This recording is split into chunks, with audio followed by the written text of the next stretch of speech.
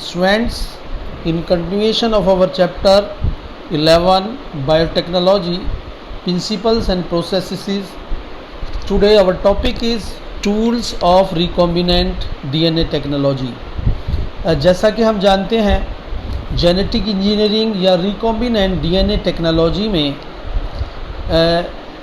Important tools की आवश्यकता होती है। बिना इन टूल्स के हम रिकॉम्बिनेंट डीएनए डेवलप नहीं कर सकते। हम किसी होस्ट में फॉरेन जीन्स इंसर्ट नहीं कर सकते। कुछ इम्पॉर्टेंट टूल्स जो रिकॉम्बिनेंट डीएनए टेक्नोलॉजी में यूज़ होते हैं वो हैं restriction enzymes, DNA polymerases, DNA ligases, vectors and host organism. इनमें बहुत इम्पॉर्टेंट रोल प्ले करते हैं रेस्ट्रिक्शन एंजाइम्स। रेस्ट्रिक्शन एंजाइम्स जो हैं वो न्यूक्लियेजेस हैं। They belong to class nucleases. Nucleases are the enzymes which digest nucleic acids. जो nucleic acids DNA और आरएनए को डाइजेस्ट करते हैं। डाइजेस्ट का मतलब है कि उसको पीसेस में तोड़ देते हैं, तो उनको रेस्ट्रिक्शन एंजाइम्स कहते हैं। दो टाइप के रेस्ट्रिक्शन एंजाइम्स आइसोलेट हो चुके हैं बैक्टीरियल सेल से, एक्सोन्यूक्लियेज और एंडोन्यूक्लियेज।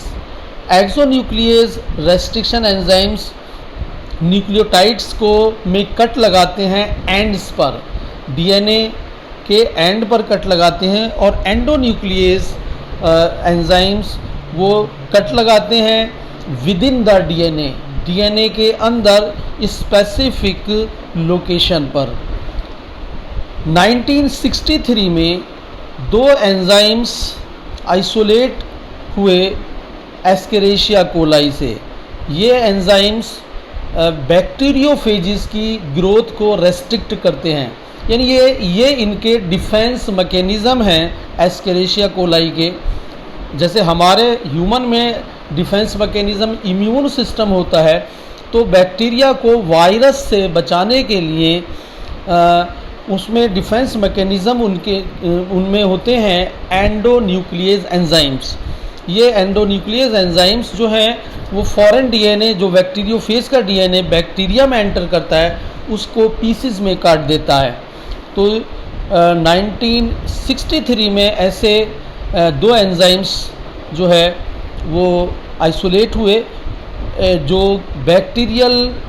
बैक्टीरियोफेजेस के डीएनए की ग्रोथ को रेस्ट्रिक्ट करते हैं। उनमें से एक मिथाइल ग्रुप ऐड करता है डीएनए में, यानी ये वायरल डीएनए में, और दूसरा वायरल डीएनए को स्मॉल पीसीज में काट देता है। पहला रेस्ट्रिक्शन एंजाइम जो आइसोलेट हुआ उसका नाम था एंडोन्यूक्लियेज हाइंड सेकंड।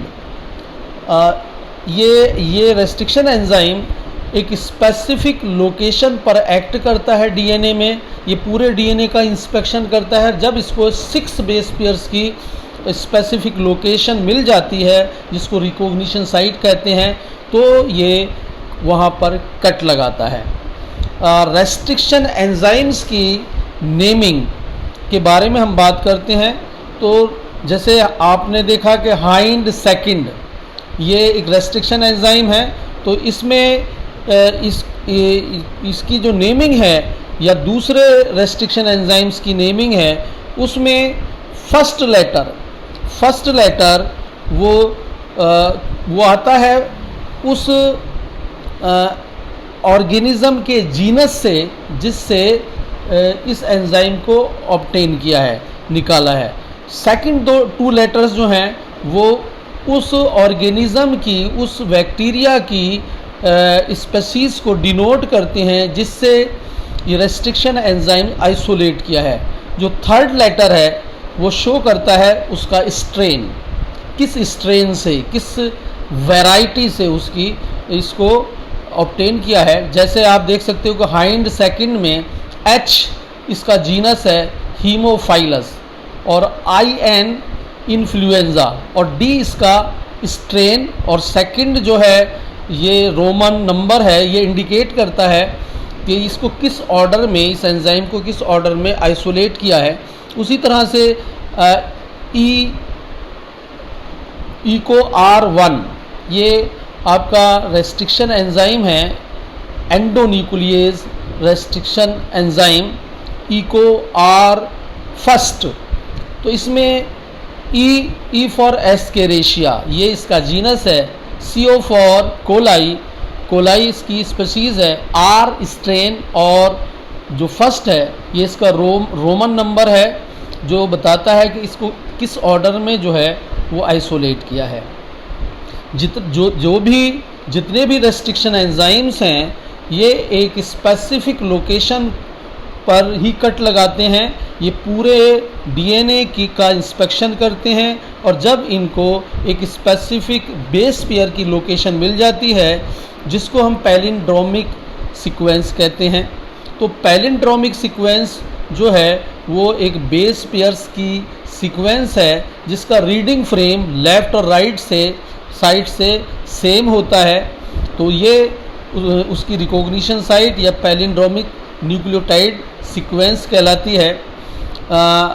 आप देख सकते हैं कि इको R फर्स्ट इसकी रिकॉग्निशन साइट GAATTC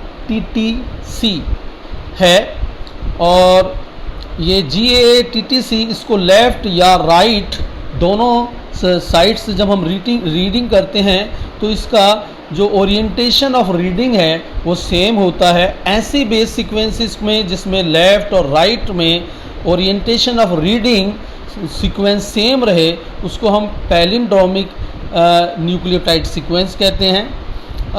ऐसी सीक्वेंस पर इस सीक्वेंस पर जिसमें GAATTC मिलता है इको RI1 को, ये स्पेसिफिक लोकेशन पर इसकी रीड करके कट लगाता है, और कट लगाने के बाद में ये DNA के पीसेस कर देता है, कई सारे टुकड़ों में तोड़ देता है।